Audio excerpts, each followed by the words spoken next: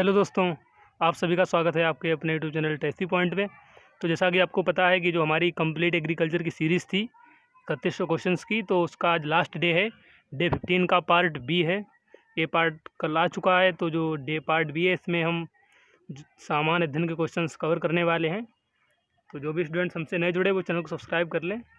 चलिए आज का वीडियो स्टार्ट करते हैं। पहला पॉइंट है father of plant tissue culture. तो प्लांट टिश्यू कल्चर के जो फादर हैं वो जी हेवरलैंड हैं।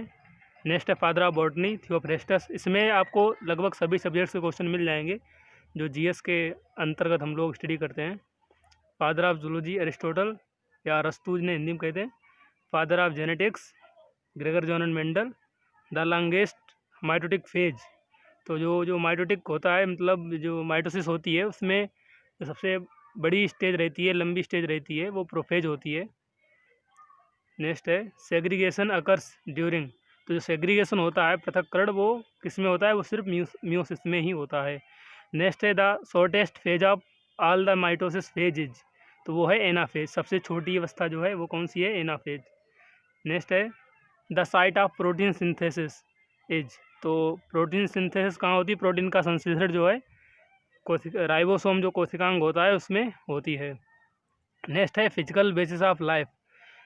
तो जो प्रोटोप्लाज्म है वो जीवन का आधार कहा जाता है, जीव द्रव्य जिसको बोलते हैं। नेक्स्ट है onion is modified form of. तो जो प्याज होता है वो किसका परिवर्तित रूप होता है? तो पत्तियों का होता है, लीव्स का। वो भी कैसी लीव्स होती हैं? स्केली लीव्स होती हैं। नेक्स्ट है onion and garlic are example of. तो एग्जाम्पल ये बल्ब के हैं, बट ये मॉडिफिकेशन किसके हैं? लीफ के, पत्तियों के। ये ध्यान रखने वाली बात है। अगर मॉडिफिकेशन पूछा जाए तो क्या है? वो लीफ है। और एग्जाम्पल मुझे क्या किसका एग्जाम्पल है? तो बल्ब का एग्जाम्पल है। नेक्स्ट है एडिबल पार्ट ऑफ एप्पल। तो जो सेब का खाने योग्य भाग होता है वो थैलेमस होता है, पुष्पासन। नेक्स्ट है एडिबल पार्ट ऑफ मैंगो। तो मैंगो में मीजोकार्प जो है एडिबल होती है। और नेक्स्ट है एडिबल पार्ट ऑफ कोकोनट। तो कोकोनट में एंडोस्पर्म। ये बड़ा ही रिपीटेड क्वेश्चन है। इसी क्रम में आगे बढ़ते हैं। अब बात करेंगे लिविंग सेल्स की। तो जो लिविंग सेल्स थी वो सबसे पहले लिविंग सेल वो देखी थी किसने? डिस्कवर करी थी एंटोनी वान ल्यूवेनहॉक ने। बट रॉबर्ट हुक ने, कहा जाता है इसका खुद रॉबर्ट हुक ने करी थी। तो उन्होंने जो देखा था वो बस सेल वॉल देखी थी, और जो लिविंग सेल थी वो एंटोनी वान ल्यूवेनहॉक ने देखी थी। तो रॉबर्ट हुक ने सेल वॉल देखी थी कब? 1665 में। नेक्स्ट है न्यूक्लियस। तो न्यूक्लियस की खोज किसने करी थी? रॉबर्ट ब्राउन ने 1851 में। केंद्र इसको बोलते हैं। नेक्स्ट है न्यूक्लियोलस, जिसे केंद्रिका कहते हैं, जिसकी फोंटाना ने करी थी 1781 में। इसको जो टर्म दिया था वो बोमैन ने दिया था 1840 में। नेक्स्ट है सेल थियरी स्लीडन एंड स्वान। तो जो कोशिका सिद्धांत है वो किसने दिया था? स्लीडन ने और स्वान ने 1839 में। अगला प्रश्न है माइटोटिक सेल डिवीज़न। तो माइटोटिक सेल डिवीज़न की जो खोज करी थी वो फ्लेमिंग ने करी थी, समसूत्री विभाजन की, 1879 में। नेक्स्ट है मियोसिस डिस्क्राइब्ड बाय वन बेनेडन। तो जो अर्धसूत्री विभाजन होता है उसकी किसने करी थी? ये साइंटिस्ट सामने आपके लिखे हैं। नेक्स्ट है प्लाज्मोडेस्मेटा। तो जो प्लाज्मोडेस्मेटा की खोज करी थी ई स्ट्रासबर्गर ने 1901 में। नेक्स्ट है प्रोटोप्लाज्म। तो प्रोटोप्लाज्म जीव द्रव्य जिसको बोलते हैं, पुरकिंजे। और प्रोटोप्लास्ट हैंस्टीन, प्लाज्मा लेमा, जोगी पॉव 1931। नेक्स्ट है unit membrane concept of cell.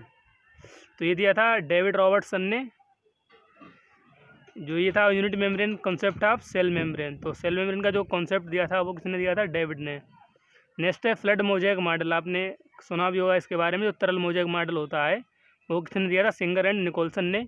यहाँ पर बहुत ही सेलेक्टिव क्वेश्चंस है एकदम, जो है आप इनको मिस मत करिएगा। जो भी स्टूडेंट्स नए हैं वो चैनल को सब्सक्राइब कर लें, और जिन लोगों ने हमारे अभी तक प्रैक्टिस सेट नहीं देखे वो जाके देख लें। हम लोग ऑलरेडी 31 प्रैक्टिस सेट डाल चुके हैं, साथ में ICR का भी एक पेपर डाल चुके हैं, तो आपको उनसे काफ़ी मदद मिलने वाली है।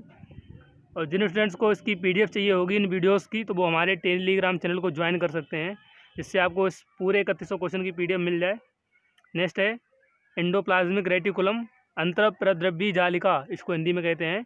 और इसकी जो खोज करी थी वो KR पोर्टन ने करी थी 1945 में। नेक्स्ट है प्लास्टिड, इनको लवक बोलते हैं हिंदी में। इसकी करी थी हैकल ने 1865 में। अगला प्रश्न है क्लोरोप्लास्ट। तो जो क्लोरोप्लास्ट होता है हरितलवक, उसकी खोज सिम्पर ने करी थी, और माइटोकॉन्ड्रिया की सी बेंडा ने 1867 में।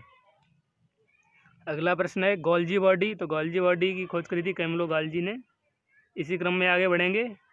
नेक्स्ट है आरएनए डिस्कवर्ड बाय, तो आरएनए जो डिस्कवर किया था वो पैलाडे 1955 में।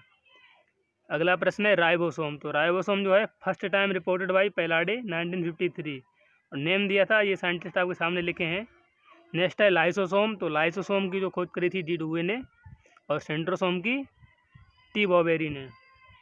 अगला प्रश्न है glucose is a type of sugar, तो ग्लूकोज जो एक मोनोसेकेराइड शुगर है। नेक्स्ट है लॉक एंड की मॉडल, जो ताला चाबी सिद्धांत था वो किसने दिया था? फिशर ने दिया था।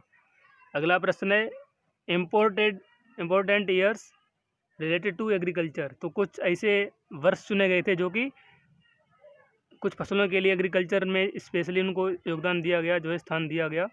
तो 2004 जो है उसको हम किस ईयर से जानते हैं? इंटरनेशनल ईयर ऑफ राइस, अंतर्राष्ट्रीय चावल वर्ष जो है, मतलब इसको जानते हैं। नेक्स्ट 2005, तो 2005 को जो है इंटरनेशनल ईयर ऑफ फिजिक्स, इसको 5 को फिजिक्स, 4 को राइस। अगला है international year of dessert and desertification, तो ये 2006 को जाना जाता है। और 2007 को जो है इंटरनेशनल ईयर ऑफ वाटर, ये वाटर के लिए थी। अगला है इंटरनेशनल ईयर ऑफ पोटैटो, तो इसके लिए 2008। इसकी ट्रिक भी है कि पोटैटो, जिससे ये जो 8 हैं ये ऐसे पोटैटो लाइक हैं, तो ये 8 से क्या हो जाएगा कि मीन्स पोटैटो, इसे याद रखना आप। नेक्स्ट है इंटरनेशनल ईयर ऑफ फाइबर, तो फाइबर का जो था 2009 था। और 2010 इंटरनेशनल ईयर ऑफ बायोडाइवर्सिटी, जो जैव विविधता है उसके लिए जाना जाता है। अगला है 2011, तो 2011 जो था international year of forest and international year of chemistry, तो 2011 फॉरेस्ट और केमिस्ट्री के लिए। आप फॉरेस्ट से इसे समझ सकते हैं कि जैसे फॉरेस्ट में क्या ऐसे जंगल होते हैं, वन होते हैं, तो ऐसे 2 पेड़ समझ लीजिए, तो ये क्या हो जाएगा 11, ऐसे ध्यान रहेगा आपको। 2011 किसके लिए था? फॉरेस्ट के लिए था। अगला प्रश्न है 2012 जो था वो इंटरनेशनल ईयर ऑफ कोऑपरेटिव, और 2012 जो साथ में year of horticulture, 2012 declared by ministry of agriculture and fruit processing government of India. तो 2012 को हॉर्टिकल्चर के लिए भी जाना जाता है, जो उद्यानिकी होती है, उद्यान विज्ञान, उसके लिए भी जाना जाता है। और ये किसने डिक्लेयर किया था? जो भारत सरकार है उसने, भारत सरकार का जो कृषि और खाद्य प्रसंस्करण जो मंत्रालय है उसने इसको डिक्लेयर किया था। अब हम यहाँ पर कुछ एग्रीकल्चर से रिलेटेड डे पढ़ने वाले हैं, दिवस पढ़ने वाले हैं। तो 15 मार्च को क्या होता है? वर्ल्ड कंज्यूमर डे, विश्व उपभोक्ता दिवस। कब होता है? 15 मार्च। यहाँ से जनरली क्वेश्चन 1-2 क्वेश्चन हमेशा ही पूछे जाते हैं, तो आप इनको रट लीजिएगा। नेक्स्ट है 21 मार्च, तो 21 मार्च जो है वर्ल्ड फॉरेस्ट्री डे है, विश्व वानिकी दिवस। अगला है 5 जून, तो 5 जून को वर्ल्ड इन्वायरमेंट डे, विश्व पर्यावरण दिवस के नाम से जाना जाता है। अगला है 11 जुलाई, तो ये वर्ल्ड पॉपुलेशन डे मीन्स विश्व जनसंख्या दिवस। और जो 16 जुलाई है वो ICR डे है, ICR का दिवस माना जाता है। नेक्स्ट है 16 सितंबर, तो ये जो 16 सितंबर था वो ओजोन दिवस के नाम से मनाते हैं। और 16 अक्टूबर वर्ल्ड फूड डे के। अगला प्रश्न है 4 दिसंबर वुमेन इन एग्रीकल्चर डे, तो 4 दिसंबर को क्या जाना जाता है कि जो वुमेन पावर है वो एग्रीकल्चर में उनका मतलब एंट्री होता है, इसे माना जाता है। नेक्स्ट है 23 दिसंबर, तो 23 दिसंबर किसान दिवस के रूप में मनाते हैं, बड़ा ही प्रचलित है, आप सभी जानते होंगे। ये जो चौधरी चरण सिंह जी थे उनका जन्म दिवस होता है, उसी के उपलक्ष्य में मनाते हैं किसान दिवस, क्योंकि वो किसानों के मसीहा के नाम से जाने जाते हैं, काफ़ी हितैषी भी थे। अगला है नेशनल फूड सिक्योरिटी मिशन। अब यहाँ पर कुछ योजनाएं हमने रख दी हैं जो कभी कभार पूछ ली जाती हैं, बड़ा इंपॉर्टेंट टाइप की हैं। तो जो ये था नेशनल फूड सिक्योरिटी मिशन, तो नेशनल फूड सिक्योरिटी मिशन रबी के सीज़न में 2007 में जो है लागू हुआ था। इसको शॉर्ट में NFSM के नाम से भी जानते हैं। तो इसका फॉर्म सामने लिखा है। नेक्स्ट है राष्ट्रीय कृषि विकास योजना, इसको RKVY के नाम से जाना जाता है। उसकी जो इस्टेब्लिशमेंट या शुरुआत हुई थी वो 2007 से हुई थी। नेक्स्ट है integrated scheme of oil seeds, pulses, oil पॉम and मेज, इसका जो शुरुआत हुआ था वो 2004 से हुआ था। इसको आइसोपॉम शॉर्ट फॉर्म में जानते हैं। नेक्स्ट है, तो दोस्तों जैसा कि आपने देखा आइसोपॉम में ये इसका जो शुरुआत 2004 से हुआ था। नेक्स्ट है आत्मा। आत्मा क्या बोलते हैं? Agricultural technology management agency. तो इसका फुल फॉर्म है, काफ़ी पूछा जाता है। नेक्स्ट है NHM, नेशनल हॉर्टिकल्चर मिशन। तो नेशनल हॉर्टिकल्चर मिशन जो था वो मई 2005 में शुरुआत हुई थी इसकी। इसी क्रम में आगे जो है NMMI, जिसका फुल फॉर्म है national mission on micro irrigation, जिसकी शुरुआत 2010 में हुई थी। अगला है NBM। तो NBM जो है नेशनल बम्बू मिशन, 2004 में इसकी शुरुआत हुई थी। ये बांस के उत्पादन हेतु था। नेक्स्ट है किसान कॉल सेंटर। तो किसान कॉल सेंटर की शुरुआत हुई थी 21 जनवरी 2004 से। नेक्स्ट है किसान क्रेडिट कार्ड स्कीम। तो किसान क्रेडिट कार्ड स्कीम, इसमें लोन प्रोवाइड होता है किसानों को। नेक्स्ट है NAIS। तो NAIS जो था वो नेशनल एग्रीकल्चरल इंश्योरेंस स्कीम, जिसकी शुरुआत 1999 से हुई थी। अगला है agree clinic and agri business centre. तो इसको ACABC के नाम से भी जानते हैं। AC और ABC, agree clinic and agri business centre, इसकी शुरुआत 2002 से हुई थी। अब हम यहाँ पर कुछ ओरिजिन प्लेस के बारे में जानेंगे, जो उत्पत्ति स्थान है फसलों के। जो कुछ प्रमुख फसलें हैं उनके उत्पत्ति स्थान हमने यहाँ पर रखे हैं। जैसे राइस का है साउथ ईस्ट एशिया, बर्मा वाला जो क्षेत्र था। टी का है चाइना, जो चाय होती है। सोयाबीन का भी कहाँ पर है? चाइना में है। नेक्स्ट है व्हीट। तो व्हीट का है साउथ वेस्ट एशिया। इसी क्रम में जो अगला पॉइंट है वो है मस्टर्ड। तो मस्टर्ड का कहाँ पर है? चाइना में है। ग्राम जो है चना, वो साउथ वेस्ट एशिया के अंडर जो एरिया आता है वो चने का ओरिजिन प्लेस है। नेक्स्ट है काउपी आप जानते होंगे, लोबिया को बोलते हैं। इसका उत्पत्ति स्थान कहाँ है? अफ्रीका में है। अगला प्रश्न है मेज। तो मेज जो है इसका साउथ अमेरिका या मेक्सिको वाला जो रीजन है वो इसका ओरिजिन प्लेस है। इसी क्रम में आगे के पॉइंट है वो है कॉटन। तो कॉटन कहाँ का है? कॉटन है इंडिया का। इंडिया इसका ओरिजिन प्लेस है, क्योंकि लंबे समय से भारतवर्ष में इसकी खेती होती रही है। अगला प्रश्न है टबैको का है सेंट्रल अमेरिका। जो सेंट्रल अमेरिका का जो क्षेत्र है वो इसका ओरिजिन प्लेस है। अगला है ब्रिंजल का है इंडिया।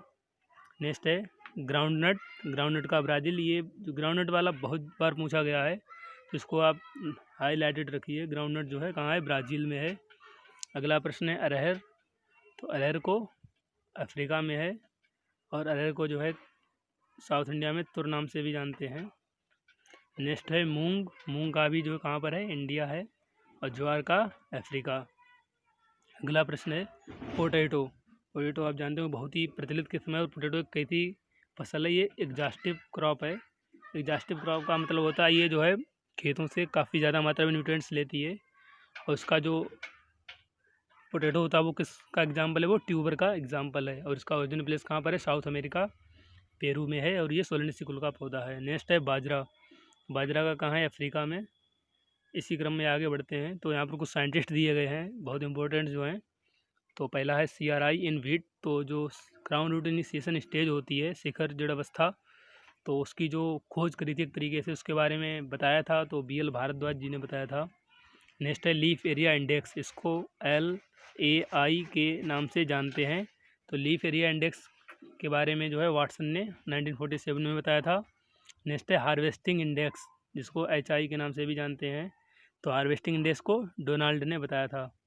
अगला प्रश्न है father of field plot experiment. तो इसके जो फादर हैं वो हैं JB वेस्टनगाल्ट। और फादर ऑफ पेडोलॉजी आप जानते हैं, ये सॉइल साइंस का ही एक ब्रांच है, पेडोलॉजी डेफोलॉजी। तो वो उसके जो फादर हैं वो कौन है? VB Dokuchaev. Next father of golden revolution. तो गोल्डन रेवोल्यूशन के जो फादर हैं वो डॉक्टर KL चड्ढा हैं। और गोल्डन रेवोल्यूशन किससे रिलेटेड है? ये फ्रूट के प्रोडक्शन से रिलेटेड है। नेक्स्ट है फादर ऑफ टिलेज और वीड साइंस। तो यहाँ पर ये देखिए कि क्वेश्चन में 2 क्वेश्चन मिल गए आपको। टिलेज और वीड साइंस के फादर जो हैं वो हैं जेथरो टुल। नेक्स्ट है father of soil testing technique. जो STT है, सॉइल टेस्ट टेक्निक, उसके जो फादर हैं वो हैं ML ट्रॉग। आपको स्क्रीन पर दिख रहे होंगे, बहुत ही इंपॉर्टेंट साइंटिस्ट हैं ये। नेक्स्ट है फादर ऑफ सॉइल माइक्रोबायोलॉजी। तो सॉइल माइक्रोबायोलॉजी के जो फादर हैं वो SN विग्नोग्राडेस्की, ये आपको दिख रहे हैं स्क्रीन पर। इसी के साथ अगला प्रश्न है फादर ऑफ एग्रीकल्चर केमिस्ट्री। ये क्वेश्चन काफ़ी प्रचलित प्रश्न है। इसके जो फादर हैं, जो कृषि रसायन है विज्ञान है, उसके फादर जेवी लीविग हैं। अब यहाँ पर हम कुछ यंत्रों की बात करने वाले हैं। तो पहला है एल्टीमीटर। तो एल्टीमीटर का जो यूज होता है वो कहाँ पर होता है? हाइट मापने में, ऊंचाई मापने में। नेक्स्ट है एंड्रॉयड बैरोमीटर। तो इसको जो है एटमॉस्फेरिक प्रेशर, जो वायु दाब होता है उसको मापने में करते हैं। अगला प्रश्न है एनीमोमीटर। तो एनीमोमीटर की यूज कहाँ होता है?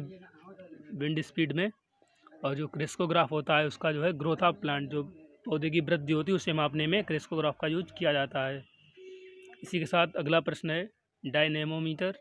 तो डायनेमोमीटर की जो यूज है वो convert mechanical energy to electrical. तो जो यांत्रिक ऊर्जा होती है उसको ये विद्युत ऊर्जा में कन्वर्ट कर देता है।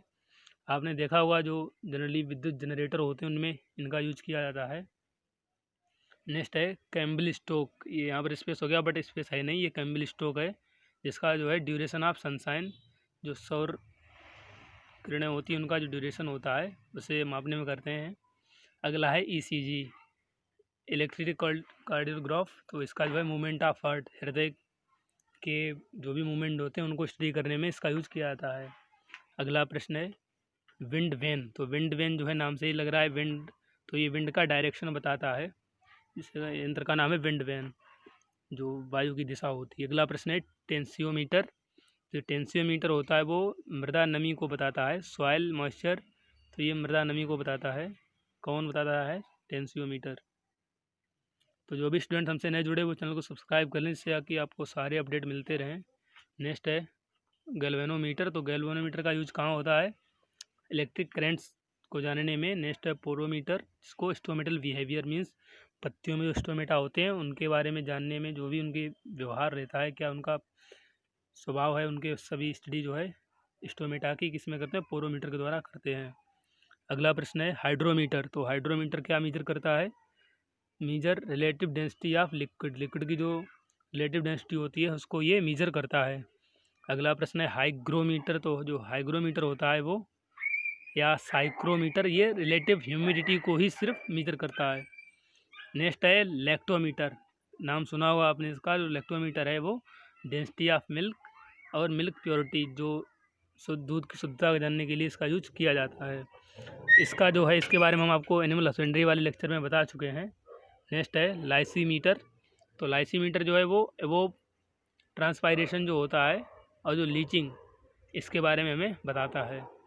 नेक्स्ट है मैनोमीटर। तो मैनोमीटर का यूज कहाँ होता है? रूट प्रेशर में, वायु दाब याद करने के लिए, सॉरी जो मूल दाब होता है, जड़ का दाब, वो उसके बारे में जानते हैं। नेक्स्ट है प्लेनीमीटर। तो प्लेनीमीटर का यूज होता है area of an irregular figure. Next है मानसून। तो मानसून वर्ड कहाँ से ओरिजिनेट हुआ है? ये अरेबिक वर्ड मौसम से आया है, जिसका मीन्स क्या होता है? सीजन होता है। नेक्स्ट है पायरेलोमीटर। तो ये amount of direct solar radiation, तो सौर विकिरण जो होता है उसका सीधा ये अमाउंट जो है उसे कैलकुलेट करता है, उसके बारे में बताता है। अगला प्रश्न है पायरेनोमीटर। तो जो पायरेनोमीटर होता है वो क्या करता है कि जो टोटल इनकमिंग होती है सोलर रेडिएशन की उसके बारे में बताता है। और ये साइक्नोमीटर जो है, साइनोमीटर, ये स्पेसिफिक ग्रेविटी ऑफ सॉइल। तो जो सॉइल का स्पेसिफिक ग्रेविटी होती है मिट्टी की, उसके बारे में हमें जानकारी देता है। अगला प्रश्न है पीजोमीटर। तो इसका यूज कहाँ होता है? डेप्थ ऑफ वाटर टेबल, जल का कितना स्तर है उसको जानने के लिए पीजोमीटर का उपयोग किया जाता है। अगला प्रश्न है फोटोमीटर। तो फोटोमीटर को वाष्पोत्सर्जन या ट्रांसपायरेशन के बारे में जानने के लिए यूज होता है। अगला प्रश्न है popular names of some important commodities. तो यहाँ पर कुछ ने जो संज्ञा दी गई है क्रॉप्स को, निकनेम दिए गए, उनके बारे में जानेंगे। तो पहला है किंग ऑफ सीरियल्स। तो जो सीरियल्स मीन्स अनाज होते हैं, अनाजों का राजा किसे कहा गया? गेहूं को, व्हीट को। क्वीन ऑफ सीरियल्स मेज को कहा गया है। और किंग ऑफ वेजिटेबल्स पोटैटो को। इसकी बहुत लंबी सीरीज है, अगर चाहें तो हम ये टेलीग्राम चैनल पर डाल देंगे, आप जाके वहाँ से ले सकते हैं। नेक्स्ट है पुअर मैन्स मीट। तो सोयाबीन को पुअर मैन्स मीट कहा जाता है। नेक्स्ट है कैमल क्रॉप। तो कैमल क्रॉप कहते हैं सोरगम को, क्योंकि ये कम नमी वाले क्षेत्रों में भी अच्छा उत्पादन देती है। अगला प्रश्न है क्वीन ऑफ ऑयल सीड। तो ऑयल सीड का जो क्वीन है उसे सीसेम को कहा गया है। और किंग ऑफ ऑयल सीड तो जीएन मीन्स ग्राउंडनट को। नेक्स्ट है क्वीन ऑफ फॉडर क्रॉप। तो फॉडर क्रॉप का जो क्वीन है मतलब चारे वाली फसलों का, तो उसे लूसर्न को कहते हैं। और किंग ऑफ फॉडर क्रॉप बरसीम को कहा गया है, जो राजा होता है चारे वाली फसलों का। अगला है वेजिटेबल मीट, तो जो वेजिटेबल मीट है वो काउपी है। इसी क्रम में आगे बढ़ते हैं। पुअर मैन्स फ्रेंड, जो पुअर मैन्स फ्रेंड मीन्स जो गरीबों का दोस्त किसे कहा गया है, आलू को कहा गया है। और पुअर मैन्स फूड पल मिलेट को, मीन्स जो बाजरा होता है।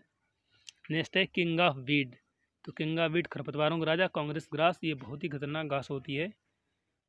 नेक्स्ट है ड्रोसोफिला ऑफ क्रॉप प्लांट्स, तो ड्रोसोफिला ऑफ क्रॉप प्लांट्स मेज को कहा गया है। तो जान लीजिए इसे ड्रोसोफिला क्यों कहा गया है। जनरली जेनेटिक्स में जो प्रैक्टिकल्स होते हैं, एक्सपेरिमेंट्स होते हैं, वो ड्रोसोफिला नाम की एक मक्खी होती है उस पर किया जाता है। तो ऐसे ही जब क्रॉप में हम लोग जो भी साइंटिस्ट होते हैं वो हमारे लिए जो भी एक्सपेरिमेंट करते हैं अच्छे प्रोग्रेस के लिए, तो वो मेज पर करते हैं, तो इसलिए इसको ड्रोसोफिला क्रॉप प्लांट्स बोला जाता है। अगला है किंग ऑफ कोरस सीरियल्स, तो कोरस सीरियल्स का जो किंग है वो सोरगम है। इसी के साथ अगला प्रश्न जो है किंग ऑफ फ्रूट्स, तो मैंगो, आप जानते ही होंगे। क्वीन ऑफ फ्रूट्स मैंगोस्टीन, इसको कहीं मैंगोस्टीन जगह पर कहीं कहीं आपको लीची मिल सकता है। नेक्स्ट है किंग ऑफ पल्सेस, तो दालों का राजा कौन है, चना है, चिकपी या ग्राम। और जो दलहनी फसल है उनकी रानी कौन है, पी, मटर को कहा जाता है। क्वीन ऑफ स्पाइसेस, तो जो मसाले हैं उनका जो क्वीन है वो कार्डेमम है। और किंग ऑफ फ्लावर डायलिया।